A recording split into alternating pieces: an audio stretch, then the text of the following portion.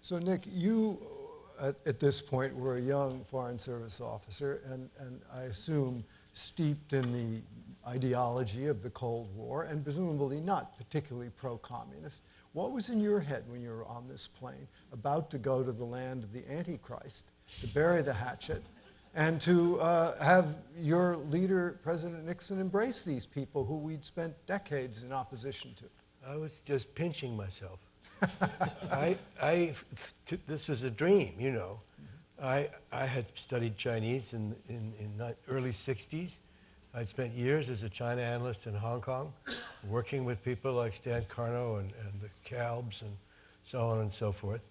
And the idea that we were actually going to go to China, and that Nixon and Mao, by the way, this took a lot of political will in both governments, and only people as powerful as Mao and Nixon were able to pull this off. But tell us about how did you all sort of repurpose your brains from this sort of Cold War perspective to suddenly, this is okay? My brain was already pre-purposed. I mean, I wanted a relationship with China. I thought it was long overdue. We had operated under the analytical assumption that China and the Soviet Union were a united bloc, which was crazy. It was wrong. I mean, there was so much evidence that that was not so. And what Nixon was doing was taking advantage of, for the first time in policy terms, of the Sino-Soviet difficulties, Sino-Soviet split. And it completely changed the way the dynamics of international politics went.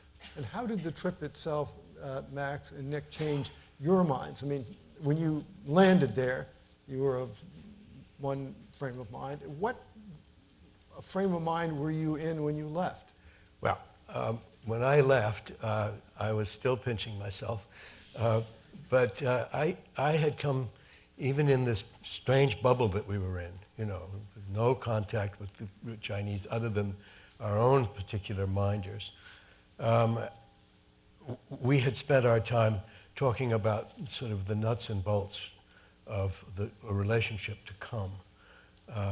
Trade, travel, investment, legal issues, sports, culture, et cetera, all of which ultimately became the relationship after the triangular diplomacy came to an end.